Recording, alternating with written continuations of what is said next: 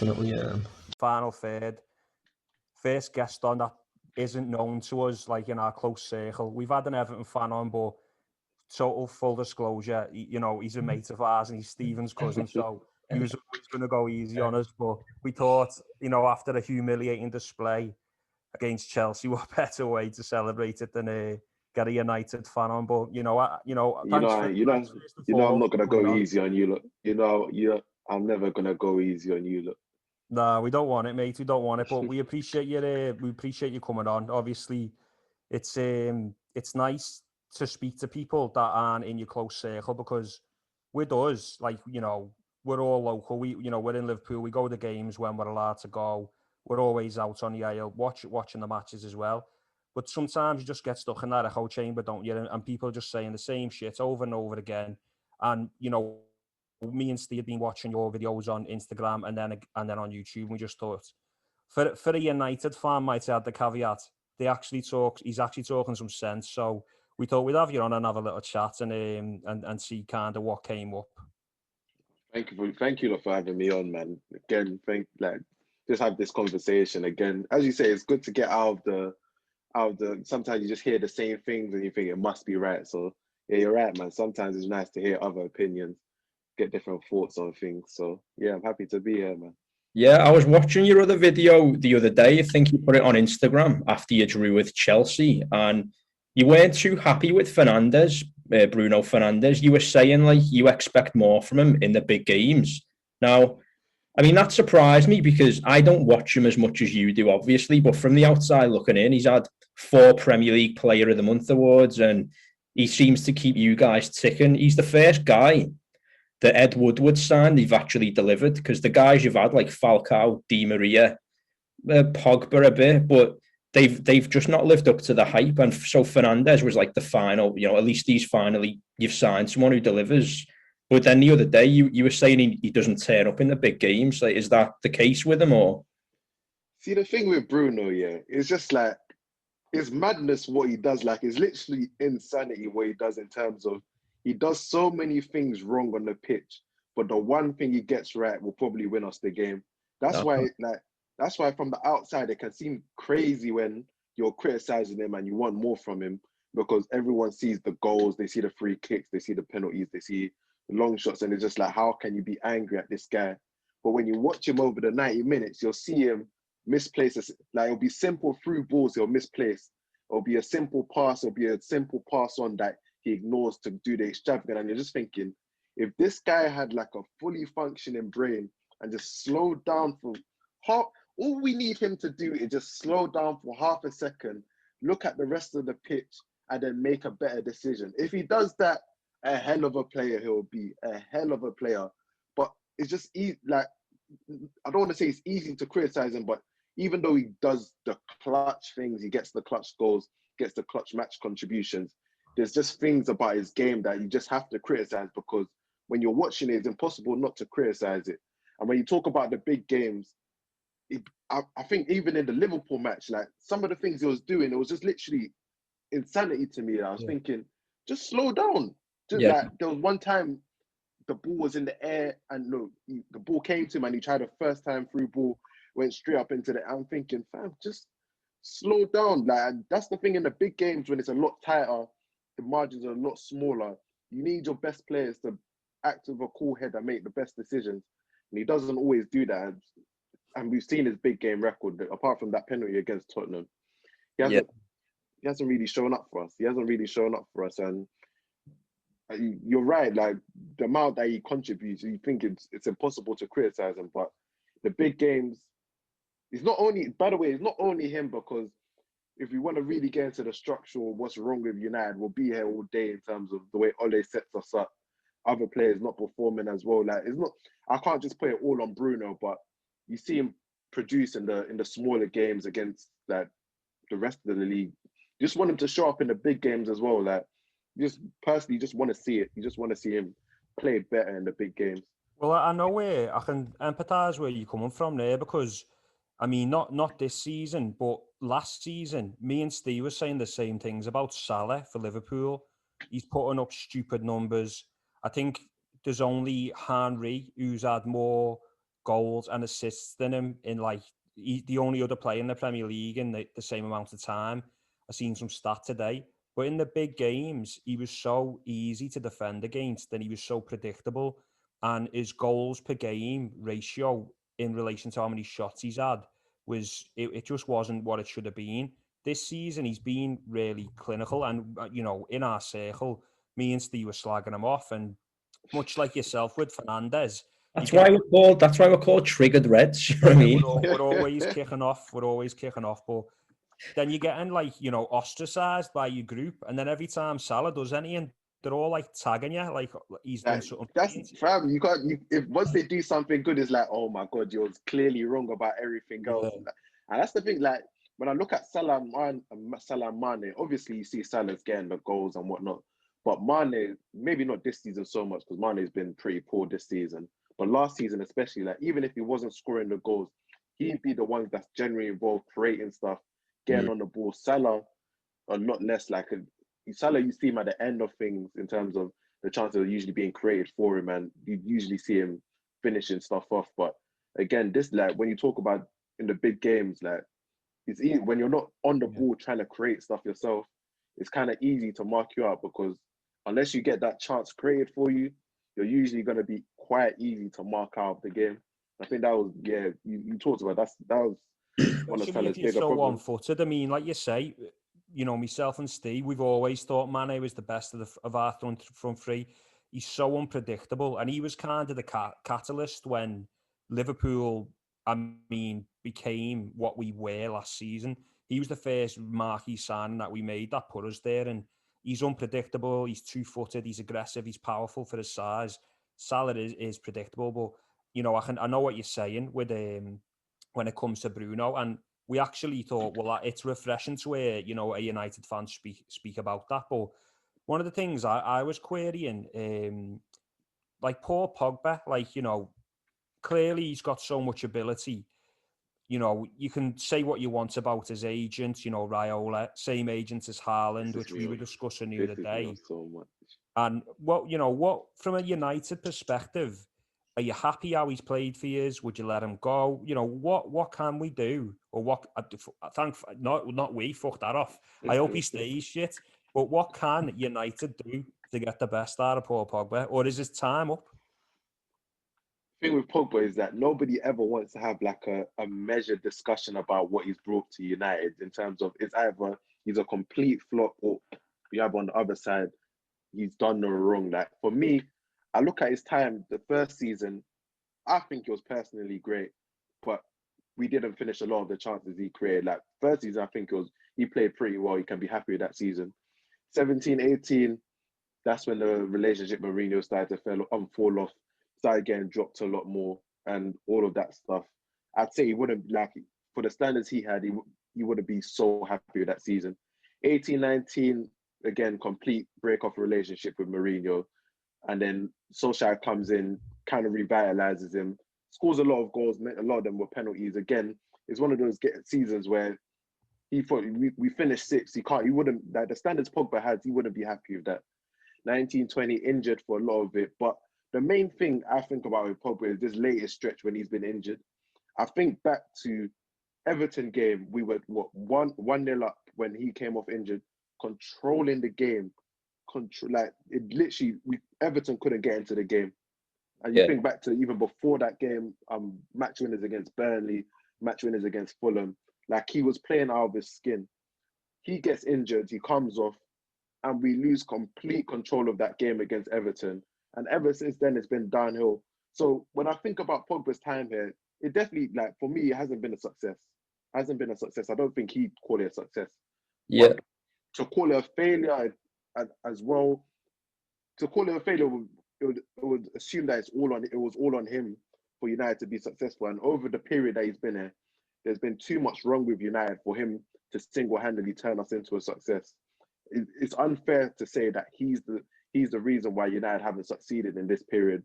You think back to Mourinho, the strikers, the defense. Like there's just so many other factors which for me is the reason why I say can't call him a failure at United. But I know for his standards, he wouldn't call himself like what he's done. He would have came here wanting to win trophies, wanting to win the big trophies. have United playing in the Champions League. Like we played in the Europa League last season. That's not what he left Juventus to do. In his 4th season here, you think he would have expected to be playing in the Europa? No chance. How old is No he chance now? at all. Is he 28? 27, 28? Yeah, so 27, 28. I remember Peak years. I remember his debut because me, Dave, and our other mate were in Tenerife, and you guys had Southampton in the league. You know when Ibrahimovic scored, and it was that game. You were like one of them games you described there, where because he's so leggy and quite physical, like he gets his arms in the way, but his technical ability is so good as well. I was talking to you, going, fucking hell, if these keep these, Ibrahimovic, Pogba going, it'll be an hard season there. And I think in the end, Man City had the Centurion season or something, 17-18 was it, or the year before? And 17-18. did you guys, I think Pogba's first season, you guys won the Europa League. So, Mourinho still says, doesn't he, his best achievement with you guys was second in that season. But some games I watched Pogba and I was like, bloody hell, like, he really is a top player, because you had the Swansea game as well when he scored the volley. Twice volley. So some games like that, but what midfielder is he? Is he a Yaya Toure where he'll, be the catalyst and drive forward, or is he a bit of a holding player who can just run it from deep and then drive forward if he wants and things like that?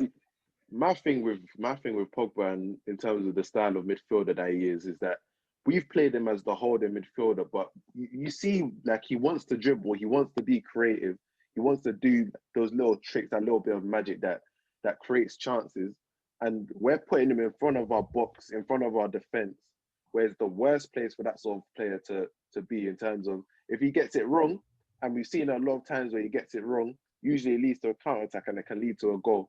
I remember, what was it, against Southampton, just after the restart last season, happened the same thing. Like, he should be a lot closer to the opposition box, doing his magic over there. When he is doing that, he's sensational. Even when he plays in the deeper role, sometimes he's good, but then again, sometimes he's shit. So it's like, we could, like, the talent of player that he is, we should have been doing everything to play into his strengths. Instead, we kind of muddled about. Yeah. We muddled about. We played him deeper in a role that he's not really comfortable with. If we were really smart, we'd get a proper DM that frees up Pogba. We tried to do it with Matic, but we saw he doesn't have the legs anymore. Never, like, even in his last season at Chelsea, you could see that the legs were kind of going. But we should have. He really needs to be closer to the opposition box, doing things to create goals, and instead we kind of have him doing the opposite. So I'd say he's more of a creative midfielder. Maybe not box to box, but sort of in that 8 role. I wouldn't call him a 10 either. But essentially, just give him the ball closer to the opposite. Like, let him do his magic in the opposition half rather than in front of your defense. Well, he turned up in that Man City game. Remember the City were 2-0 up. 17, battering yous, and you just won 3-2, and it was because of Pogba. I was watching it on the Amazon Prime documentary, because that week Man City lost to Liverpool and they lost to you guys, so it was like the worst week in Pep's career so far. But yeah, I watched that episode just for that. I didn't watch the rest of it. Like, what's funny is that game was 2-0 after like the first 20 minutes to City. Yeah. And you could already hear on the, like, for me, Pogba had a good half that first half, but you could already hear on the comment, like, they was getting ready to blame Pogba. We need more from Pogba. We need Pogba to really take over this game. And you could hear that's the narrative that was going to run with if City actually went on to win that game. So for me, I was personally very happy when it was Pogba that ended up turning around the game, helping us win the game, because I knew they couldn't run that commentary anymore. Because that's another thing. Like, as I said before, is essentially, if it wasn't Pogba, who else has it been? Like, they want it all to be on Pogba to get us out of this hole that we're in. If Pogba doesn't do it, then he's clearly a failure. So that's the way it's been written. There's not a midfielder on the planet with the same attributes that he's got: his height, his speed, his technical ability. He's got everything he needs. And, as you say there, you need to get a proper defensive midfielder there, maybe a Declan Rice, who knows. But I know with, like, United's midfield now, it's almost like there's too many, because, what's the situation with Van der Beek? big money signing. You know, is he got the stuff, or is he going to just end up leaving next summer? I really liked him at Ajax, just to interject. Like that Ajax team, De Jong, De Ligt, Ziyech, Van der Beek. I was like, he was a bit like a And even Lampard, arrived late, Tadic, you know. Tadic was even balling, weren't he? Yeah, So that's the when, thing. yeah, That's that. I've got thoughts on Van der Beek. My idea is that Bruno and Solskjaer are so perfectly matched because Solskjaer doesn't really have a system. He just tells his players to go out there, play, and hopefully do what you need to do to get a result. And Bruno is that similar type of player. He doesn't really like to be told what to do. He's gonna do it off the cuff. You saw, as you said, in that Ajax system is a very well drilled system. Van der Beek was making the runs late because he knew that they'd find him making the runs late. He knew that he'd received it.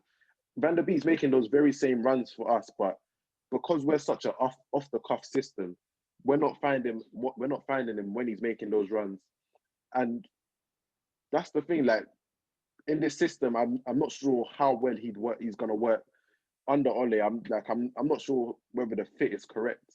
I'm not going forward into next year. I don't see the fit because it seems like he requires a very tactical system in terms of, okay, when I make this run, I know that this midfielder, this winger is gonna fire me and I'm gonna get this amount of chances. I feel like that's the sort of midfielder he is. And unless you bring in a new manager which can cater towards that, I don't really see him working well in this system. Not to downplay how good he is as a player, because I actually quite like him as a player. But it just seems like we bought him because at the time we bought no one. There was no movement in the market for us, and the fans were very angsty. This is my personal theory. I feel like Woodward was getting a bit nervy and said we need to make a signing. Van der Beek was available. Van der Sar, the connection was already there. You just put down the money. Van der Beek's gonna come to United. It felt like a very easy transfer to make, but it didn't make sense at the time because we literally just signed Bruno. So for me, he's still a good player. He could be more assertive in terms of sometimes he gets into the box and you're just thinking shoot, but he tries to do the extra pass. For me, he could be a bit more assertive, but yeah, I don't really see it fitting long term at United for him. But I hope I'm wrong because I actually quite like him as a player. Definitely. Well, it does happen, doesn't it? And players fit systems and fit teams, and yeah, I mean, we're kind of going through it now with some of the signings we've made. I mean, at least when your owner made a panic buy, he spent a few million quid and he was a name. We signed a centre back for 1.5 million in January, so it's one of them things, isn't it? You just don't know what you're going to get. Classic Liverpool. You lot signed Kabak and he Schalke are bottom of Bundesliga, conceded 50 goals by the time he left. It just looked because I heard that Liverpool was scouting him before and maybe you lot already knew about him and it was as though you wanted to get over the line anyway, regardless. But it just felt like such a weird transfer. And then the Ben Davies one from Preston as well. I haven't even seen. Has he played? I don't think he's played yet. He hasn't been in any squad, and then he got injured again. But that's one of the things I was going to say because it's well documented now. Liverpool's run 5 losses at home, on the spin, worst record in the earliest century. From a United perspective, putting aside your joy, obviously, what would I hit it. What do you think is the issue there with Liverpool? Because everyone's putting it on the injuries. Now, last night, we were only Gomez and Van Dijk away from a fully fit squad with 9 Champions League winners in it and Premier League winners. And personally, me and Steve don't feel like, I mean, I'm not speaking on behalf of Steve, but you can chime in a minute, but we don't feel like it is just the injuries. I feel like fundamentally there's something there where, like you were saying with United, there was too many variables. It's not just one player. It's a bigger picture. So when you lot first started getting the injuries in late September, early October, and you lot were I saw you lot keep on continuing. You didn't really fall off after the injury. You're still winning games, and I thought, yeah, you lot still look good to me.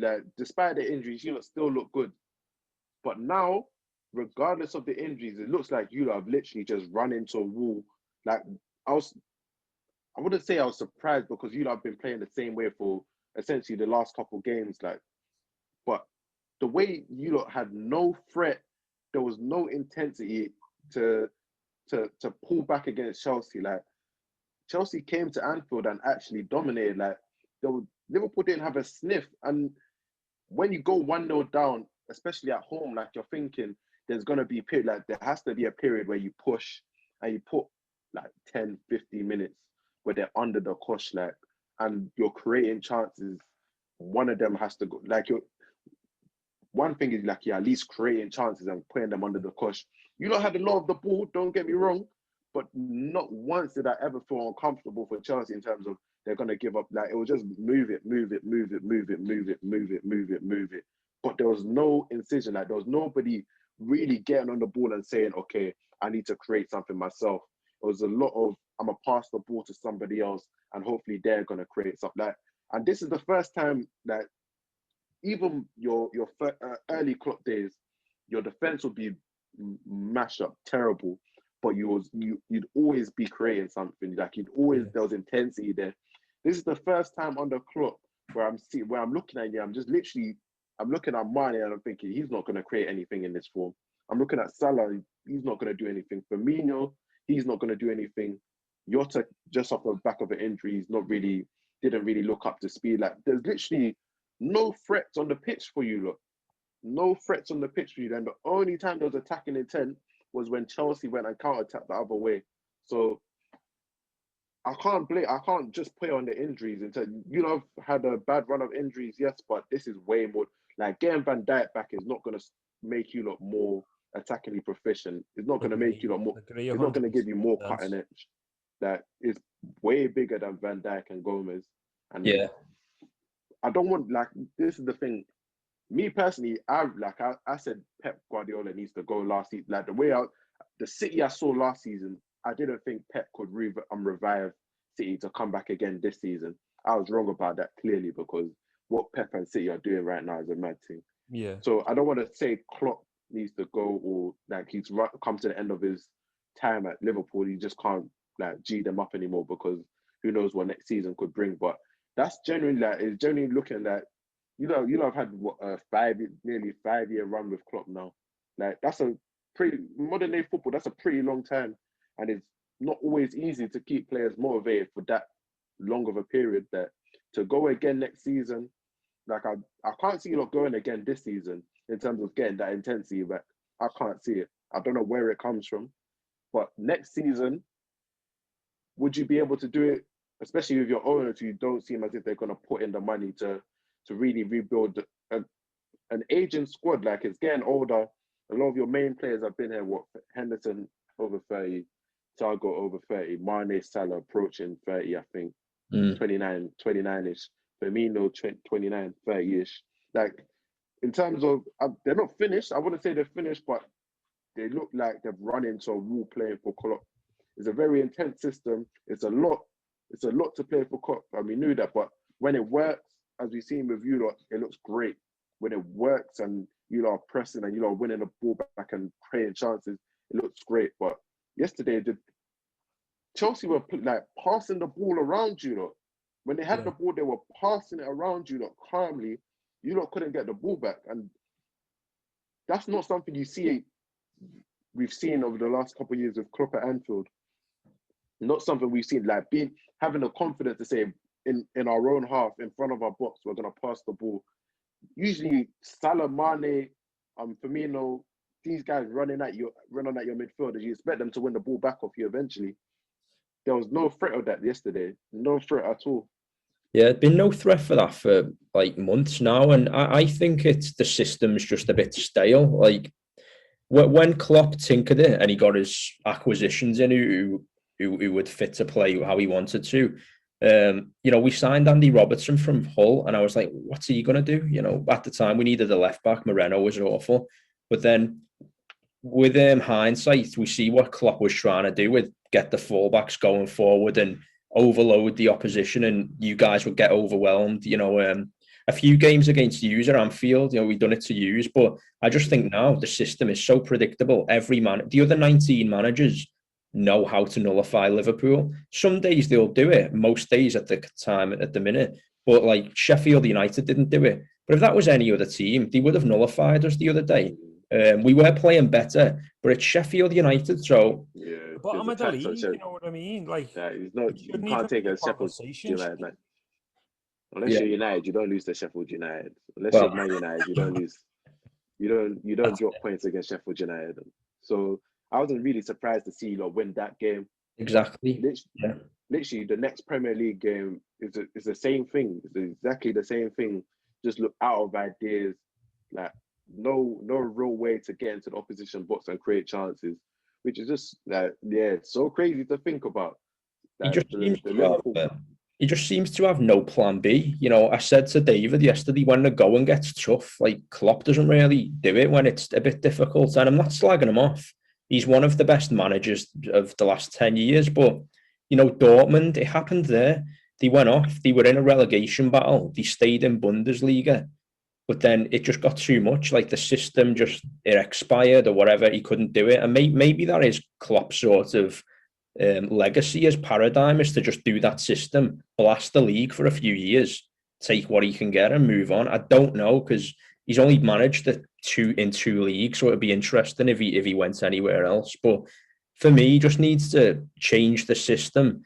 And I see Gary Neville saying, well, last season, Man City, they had a year off. You know, maybe that's what Liverpool is. You know, the 30-year syndrome, it is a real thing.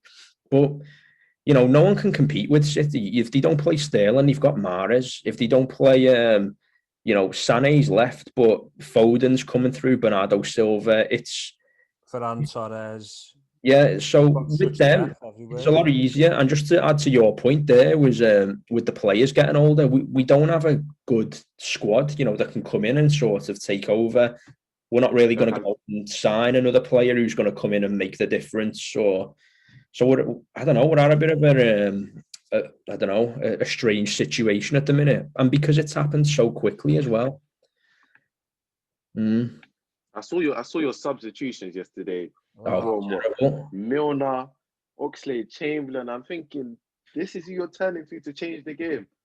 Well, that's it. Well, Chamberlain's lost he got an injury against Roma in the semi-final, and since then, because he's a very explosive player, that injury done him in. It's one too many. He is nice on the ball, but he's just not impactful enough. And I don't know why he took Salah off, but James Milner, when you're 1-0 down. Now, I love Milner. You know, he's been like one of the best English players like since he made his debut. But what's he going to do at age 35, 36 against? Well, it's like United bringing Matic on if they're 1-0 down at home. You know, you don't bring on type of. It's just pointless. And you know, I was saying I had a rant and a half last night, and somebody messaged me and said, "What type of drugs were you on? And can you send?" I said, "Antidepressants." That's what you need supporting us. I was livid, but I just couldn't believe it. Like if you're Salah there and you're watching Liverpool and you want to buy Salah, now would be the time, wouldn't it, to start, you know, having a flirt with his agent and seeing what was going on. It's ridiculous, but our problems are deep-seated, and kind of how you guys are maybe coming to the end of your problems and you're getting a bit more of an identity, depending on whether Ollie stays there or not. I feel like we're about to go back into like another 10-year depression where like we don't do anything for that period of time. And I don't know, there's a lot of the rumours today on Odds Bible. The odds on Gerrard becoming the manager have been slashed to 15-8. That wouldn't surprise me at all. That would not surprise me because he's done bits in Scotland. I can't lie. Yeah. Obviously, Scottish, the level in Scotland is completely different to England. But to be the first Rangers managers to really like wrestle back control from Celtic, that's got to be commended. That's really something. Oh yeah, definitely. It's like he's only got one job to do and he's done it. And what he's done with that right back, James Tavernier, is amazing. I think Tavernier's like scored 20 plus goals. Some of them are penalties. A lot of them penalties, but again, he's made them a talisman now. You know what I mean? From fullback, like really good player. Do you not feel like is FSG actually an issue for Liverpool? Like, because I see a lot of like FSG slander online, and they don't invest enough in terms of the playing squad. Is that a real feeling, or is people going in too hard on the ownership? Do you want to take that one, Steve? You know, I'll come in. Yeah, well, you know, compared to where we were with the other two, the clearly a breath of fresh air when they come in, and they've listened to fans in the past, because it must have been 2011. They were on the Liverpool channel. They made a guest appearance, and fans were phoning up because I was watching it, and they were going, "You mean crying your eyes out?" Yeah, I phoned up in tears. Sort it out, please. But we had Roy Hodgson at the time, and fans Oh were my God. you were going, "You've got to get Kenny back. You got to get Kenny Dalglish," and they did. This phoning must have took it. They must have took it into stock. But I don't watch baseball, but what they've done there seems to be the best thing since sliced bread, and they have delivered on in some moments. Now, I'm happy with the players they've signed in the past. You go to like Luis Alberto, Suso, but then we've let them go. So these do seem to back the manager when he asks for a player. It's, to my knowledge, it's not frequently that we've been unable to sign someone that one of the managers wants. I don't know if that's the case, is it, under them? Yeah, I think what we've done, and it's kind of what Arsenal have done, but Arsenal have failed massively. But they've addressed the problem areas. They needed a goalie, they bought a goalie. We needed all them things, and we got them things. But it was all based on profit and loss. So we sold Coutinho, we got that money, we reinvested it. Now, FSG, the problem with FSG is they don't just own Liverpool, they're a franchise. So, people own parts of Liverpool. LeBron James owns like 5% or whatever. Not even sure, he knows where Liverpool is on the map. I know he came for one game, but I'm telling you, it's rough round Anfield Stadium. LeBron wouldn't. He was like, "Whoa, 2 points." LeBron had his Jordans nicked off him in that scenario, I'm telling you. But so I think with FSG, they're juggling a lot of plates and balancing a lot of different businesses and franchises. And there's rumours that they're going to sell 10% of the club for £300 million or something like that. And I think they are good owners. I'm not one that's bashing them per se. I know with United and Woodward, there's a lot of friction there. And FSG, I mean, have done everything they can do for us. This season alone, we were crying out for a creative midfielder. We signed Thiago. It's not working out at the minute, but if you had Fabinho and Henderson next to him, it probably would. We needed someone in the attack. We signed Jota. So they do what we need them to do. And they have been ruthless in the past. I was saying to Steve, when they sacked Rodgers, when we'd nearly won the league and we were playing some really expansive football. But I don't know if they are going to have to dig in the pockets this summer. It's going to have to be a massive amount of money, because I'm in full agreement with yourself, Banks, and with Steve. I don't think it's not a case of the injuries, because as you say, even after all the injuries, we were 4 points clear on Christmas Day. Yeah. Yeah. I hear what you're saying. That's because you weren't bad until probably December. Was it late Decemberish, mid Decemberish? Around that time, you were still going pretty strong. Like, you were still winning games despite the injuries. So I think it's less. I agree. Like, I believe it's less about an investment issue and more literally just about a team issue. What's going on right there? One other thing I wanted to ask in terms of the front three, because as we said, like, they are getting older, and if there is a time you're going to cash in on them, looking around, it'll probably be around now. That is, if they're obviously, for me, it'll probably be the first. I kind of want to exclude him, but out of Mane or Salah, like, if one could go to fund another big expenditure on an attacker, like, which one would it be essentially?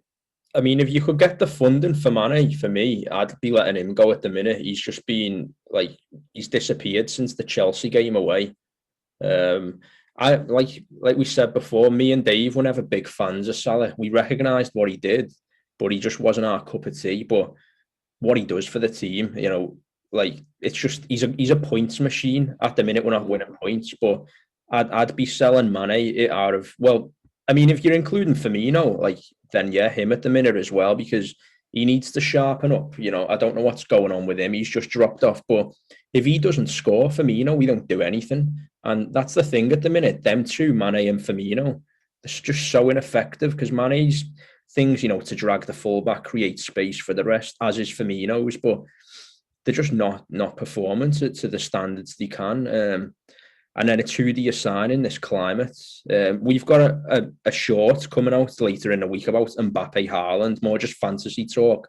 But we touch on who we'd sign in that one, and a shameless plug. But but yeah, I mean, out of Salah Mane, I'd be letting Mane go if we could get the funds. But you're going to get more money for Salah. But is it going to be worth getting an extra 35, 40 million for losing all them points that he wins us? I mean, what do you think, Dave?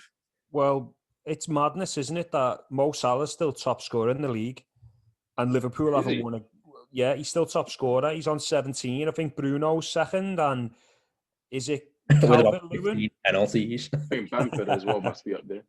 Yeah, he is. League is in the matrix this year, man. Nothing makes sense. It's just crazy.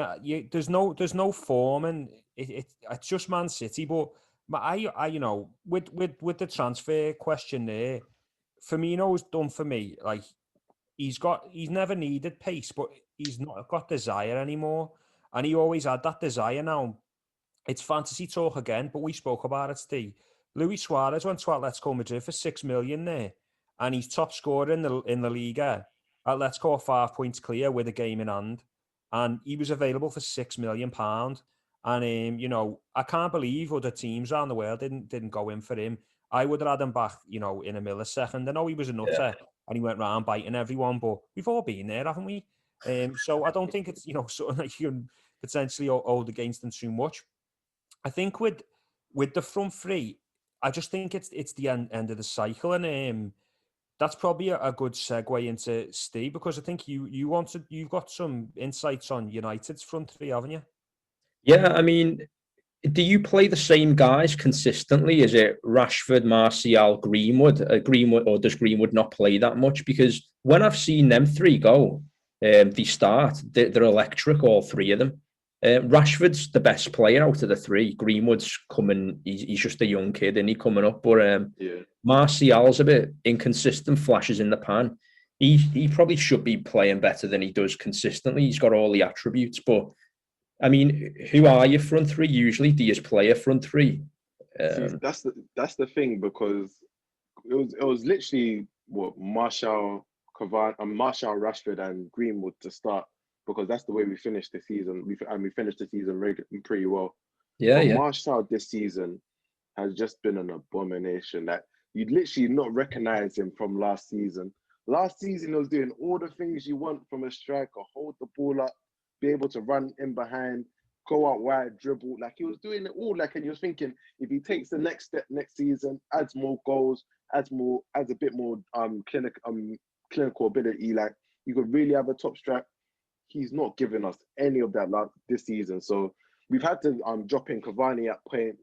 Sometimes it's been Greenwood up front. It's been a very mix and match front three.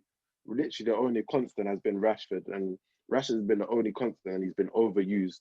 That's another, like, we saw it last season with Ole overusing him until he got a back injury. That would have ended this season if it wasn't for the lockdown. And it's happening again before our eyes. I think he's Maguire, Wan-Bissaka, and Rashford are top three out of the 5 most minutes in the league. That tells you about Ole, tells you as much about Ole as you need to know. He overuses his players, and Rashford is one where you're thinking he's had an injury before. Give him rest, like drop him sometimes, because his performance does go, like his performances haven't been great recently either. Give him some rest instead of running him into the ground. He's played him, and he's played him out of form. And Martial, as much as, like, me personally, I've loved him since he come here. Like, I always thought there'll be a special player in there, but he's unplayable the way he's playing right now. Like, you play him and you know he's not gonna have an impact for your team, and that's the scary part. Like Cavani, he doesn't really have an impact either, but his movement, if a chance is created for him, you back him to probably put it in the back of the net.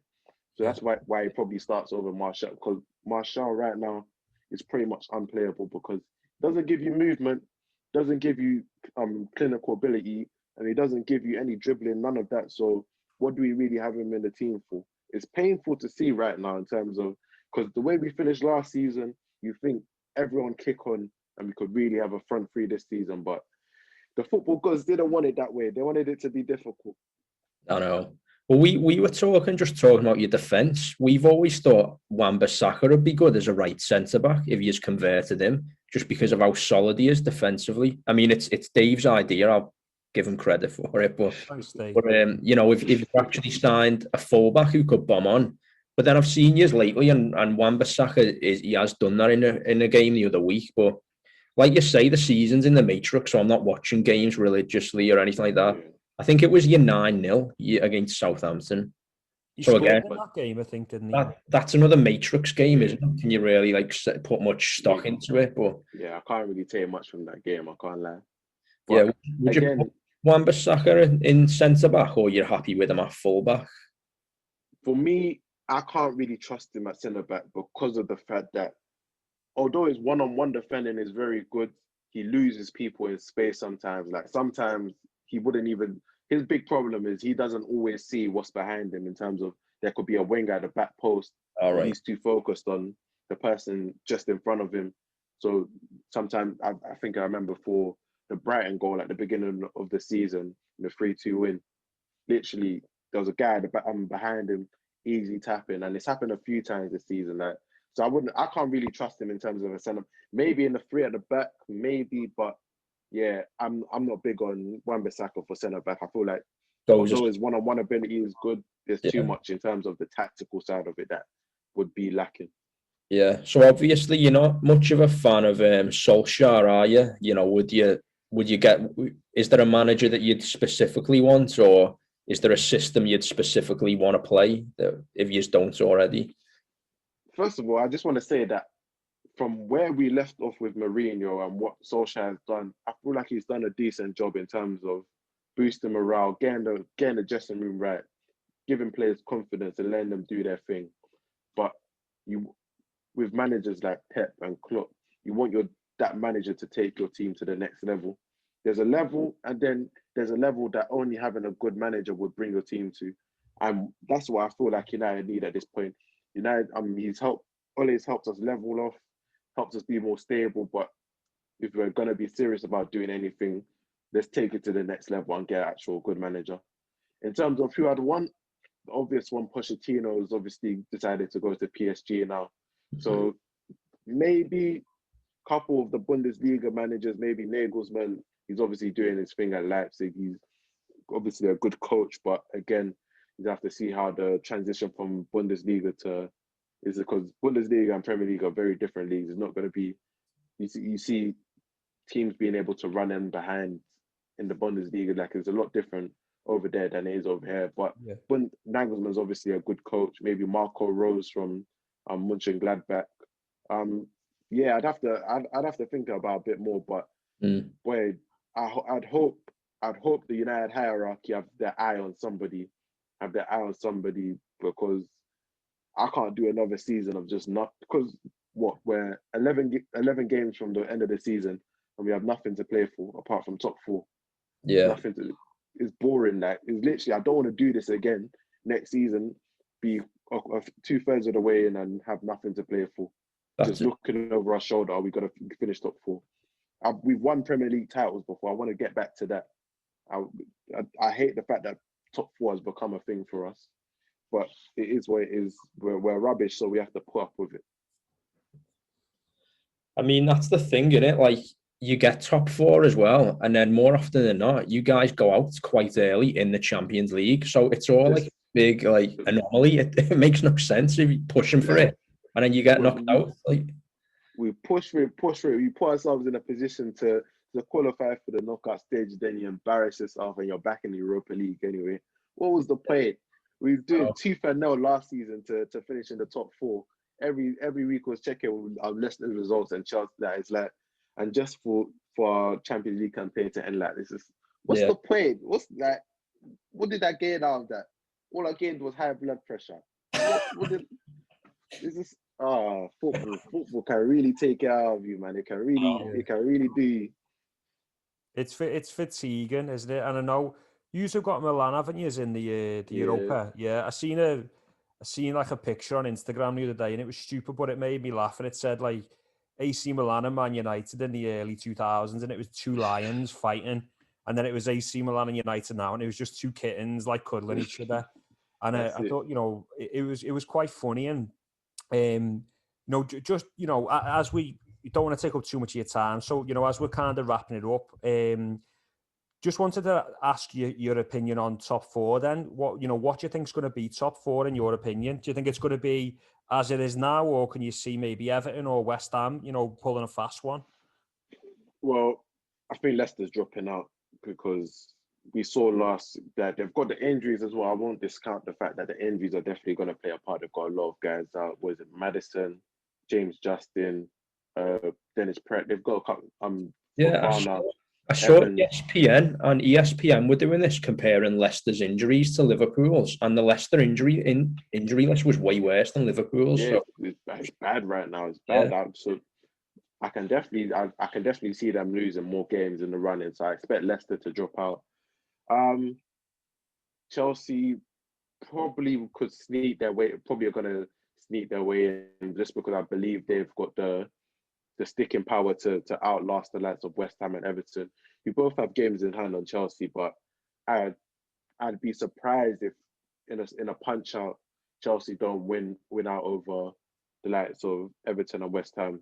We've actually got to look over our shoulders because I'm pretty sure if West Ham and Everton win their games in hand, they're 3 points behind us, and we've got City at the weekend. So it's far from a give. We've made a race now. If we picked up more points in this running that we've had over the last 10 games, then we probably secure our top 4 place. But we've made a running, but I do expect us to be able to secure the top 4 space. Yeah, West Ham and Everton, if they get top 5, top 6, that's a great season for them. yeah. Great season. They would have. I doubt they would have been looking for Champions League at the beginning of the season, but yeah, West Ham, I expect them to fall away a bit eventually. Everton will probably be in a fight a little bit longer, but I do expect Chelsea to get that last spot. Yeah, probably go with you on that. I think I'd probably rather we finished outside of the Europa League spots just so we could focus on rebuilding in the league, if I'm You know, honest.